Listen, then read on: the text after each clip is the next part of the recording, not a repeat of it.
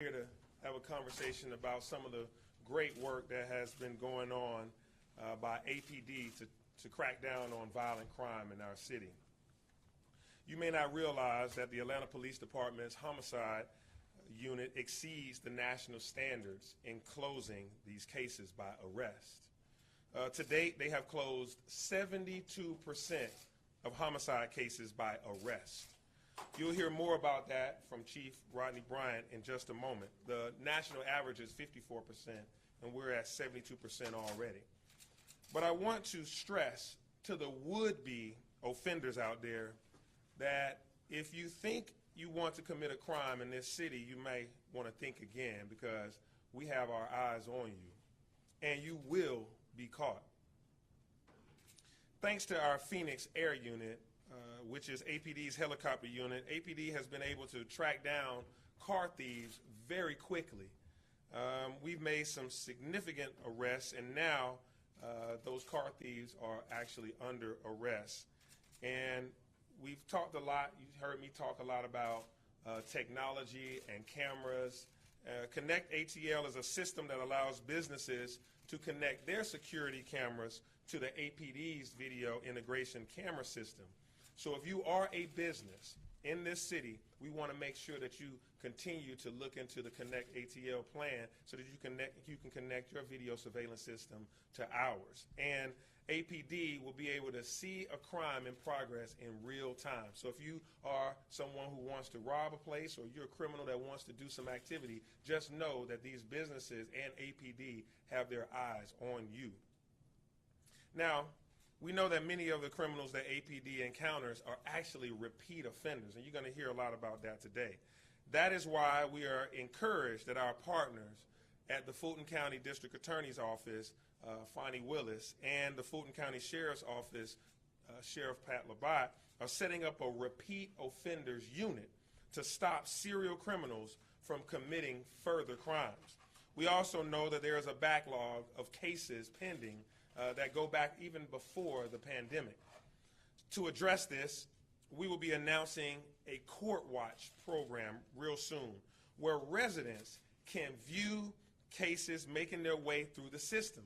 This allows them to be able to see the trial, see the cases, but also it allows judges to see that community members and victims care, and they understand that they want to see good sentencing as it relates to violent crime. So stay tuned for much more on that program and others in the weeks to come, and how you as a participant you as a citizen can participate in our safety outcomes. I'm going to turn it over to Chief Bryant in just a moment, but I want to take a moment to talk about street racing. This is a problem that is plaguing our entire metropolitan area. It's not just happening within the city limits of Atlanta. We're not going to tolerate it. And as you can see, we are cracking down on all crimes. And this crime is one that plagues us and our infrastructure. A couple of weeks ago, we had a case where individuals vandalized the crosswalk at 10th and Piedmont, this rainbow crosswalk that has been a symbol of hope for everyone in the city. Thanks to ATL DLT, this crosswalk was cleaned up within a day. And then it happened again, back to back. Each time our units were out there immediately cleaning up that crosswalk. Now there are deterrents that I've placed in place to make sure that people who are doing donuts on these crosswalks can't do that anymore. This is a good example of a whole of government, a comprehensive approach to this type of solution. So kudos to our teams who worked hard to get that crosswalk back to its beautiful rainbow state. I've said this before, that fighting crime takes all of us working together. We are continuing to expand our force with 2 new classes of recruits in training right now. And Chief will talk about a recruiting effort that's taking place this weekend in Buckhead at Lenox Square Mall. Right now, I'm asking that those who want to join this force to please do so. We have one of the best police departments in all of the nation, and we are looking for quality men and women to join us and to join the citizens of Atlanta in making sure that this community is safe. So now I'll turn it over to Chief Rodney Bryant. Chief. Thank you, Mayor. Good morning. Thank you, Mayor. The Mayor touched on a few points that I think I need to address. One, the area of repeat offenders. Repeat offenders continue to be a challenge in the city of Atlanta.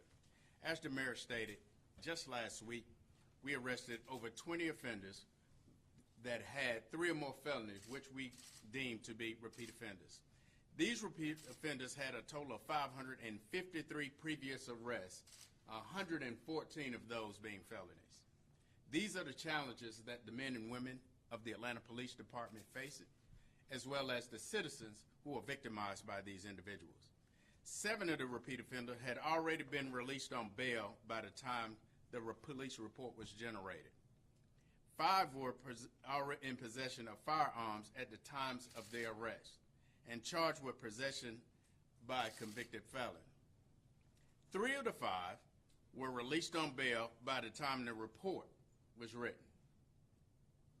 So that gives you an idea of what we are facing in just 1 week in the city of Atlanta. The mayor stated about the repeat offender unit that is in partnership with the Atlanta Police, Fulton County Sheriff's Department, Fulton County DA's office, as well as the Department of Community Supervision. We believe that this will streamline our ability to connect with the different departments and target offenders more aggressively, letting them know that we are watching them, giving our men and women on the street the resources to identify them better, giving the courts more information to convict them better. Street racing. As the mayor stated, the street racing in the city of Atlanta, though we are starting to see some of those incidents subside, it continues to be a problem that plagues our city and our region. We're working more aggressively with our partners over at the Georgia State Patrol and every surrounding agency, deploying more additional resources throughout the weekend when we recognize these street races tend to take our streets. A number of arrests have been made, and we'll go back to posting those arrests on our website. Gang activities. The gang activity in our city of Atlanta and throughout our state continue to be a problem as well. And so I'm committed to increasing our gang task force as our personnel rises as we get them out of our police academy. I think that gangs are contributing to upwards to 70% of the crimes that we're seeing inside the city of Atlanta as well as the state of Georgia. And as we become more aggressive in targeting them through the level of enforcement as well as intelligence, we're putting them on notice as well that their activities will not be tolerated in our city. And then I'd be remiss if I did not bring up the incident that happened in our Beltline shooting on 2 weeks ago.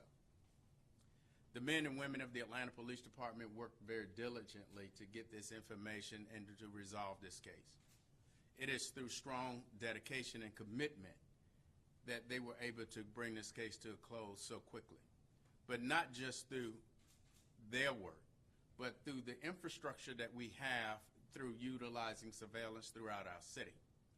Additionally, when the community came together and started bringing forth information, that also allowed us to bring this case to a close quite quickly. Now, we understand that there are still 2 people out, and we have an elite fugitive team that will be tracking them down. Again, we want people to understand that the city of Atlanta is not the place where you come and commit crime.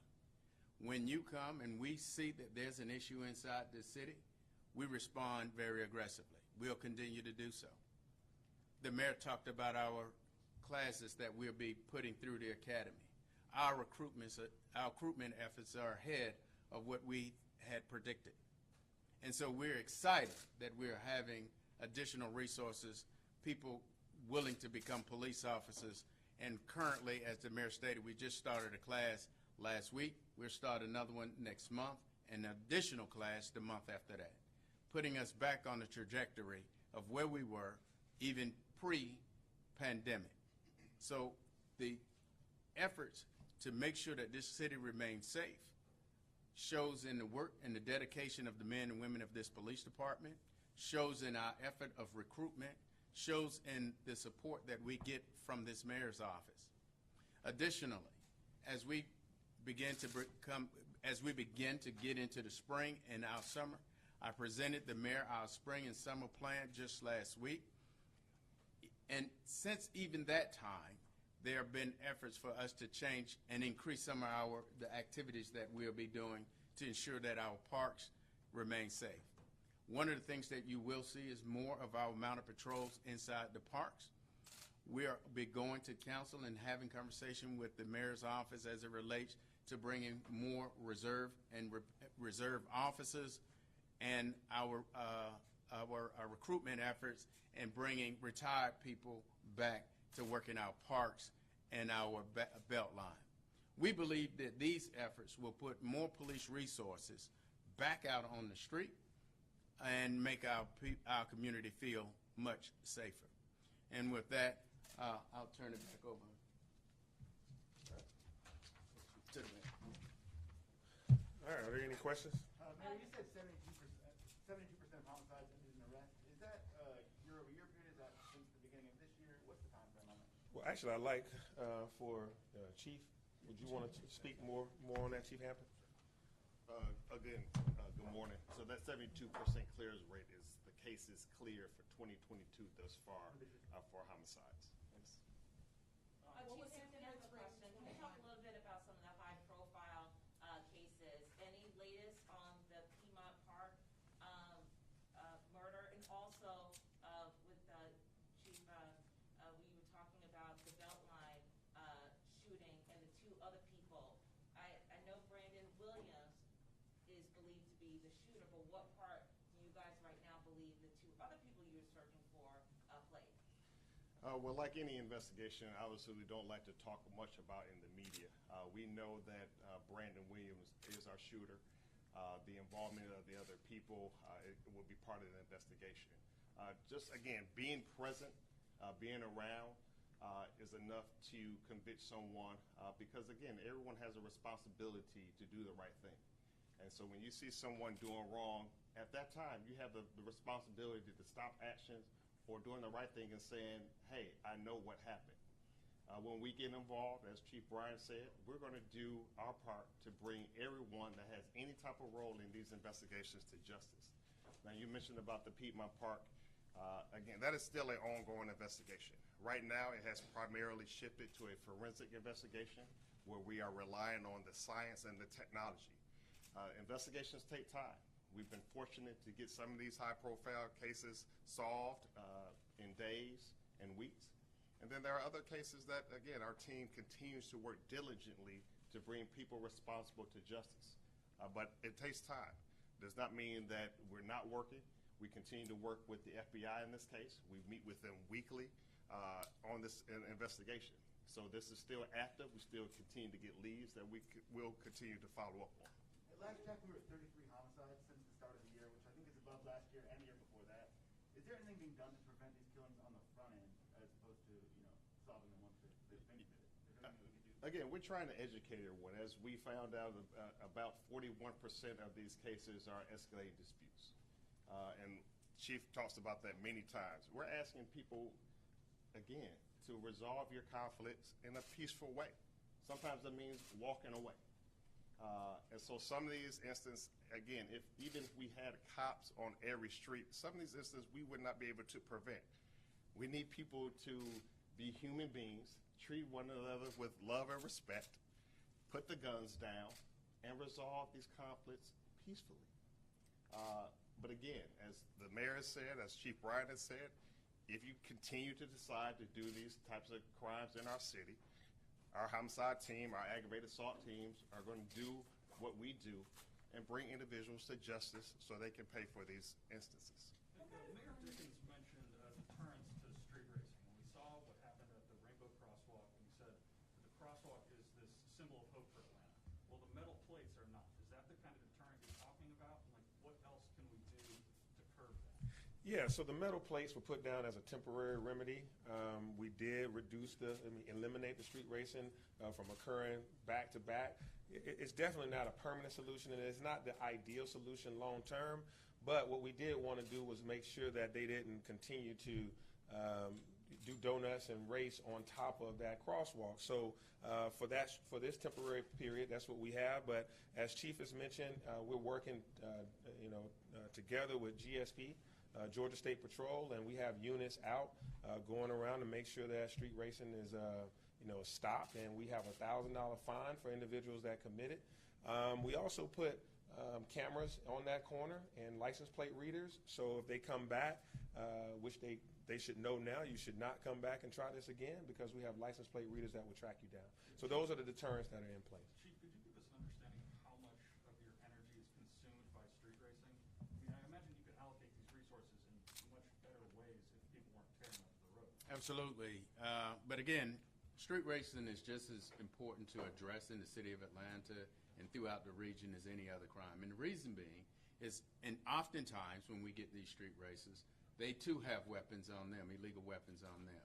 But the act of it is so dangerous, and I think that that's what people miss. It's the equivalent, it's literally the equivalent of someone just taking a weapon and firing it indiscriminately in the crowd. Just because you have not hit someone doesn't mean that you won't. And so it is important upon us to address street racing just like any other crime. Though it may come across to those as just a quality of life issue, that's not the way that we see it. The very moment that one of those cars spin out of control and take the lives of some of our kids that are out there watching that, then people will see us responding and request that we respond differently. The street, as the mayor stated, the plates that were laid down on the street is just one step to augment a situation. We've used many different strategies to try to address this as well, and we'll continue to do so until we get the right solution and this is eliminated.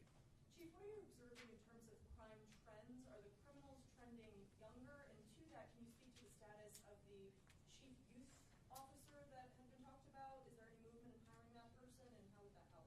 So that part will be on the mayor, but I'll tell you this, what we're seeing. Again, the level of conflict, just personal conflict, continues. And this is something that is very concerning because that act is very indiscriminate. It does. This could be any two people who meet at a gas station, which we've had, don't know each other, and get into an argument, and it turns into gunfire. One of the things that we continue to see that is unlike what we've seen before is almost every single person, the victim and the perpetrator, will have a weapon on them at the time. Meaning this, we are seeing a proliferation of weaponry inside the communities and as it relates to the people that are involved in these shootings. As it relates to the age of people being younger or older, again, we go through those waves since the beginning of time. Youthful offenders are a problem and something that we wish that we can intercede in much earlier. We will be able to do that utilizing many of our programs that we already have in place now that we're getting back to a more normal way of responding. So we will utilize our PAL program, our At Promise program. We'll continue to try to direct kids to those types of resources to get them off of the street. We're also looking at doing nighttime basketball through our Police Athletic League. We think that those alternatives will allow us to not only build a relationship with these kids, but also give them something else to do. The 72% homicide rate is good, but I'd be more interested in last year.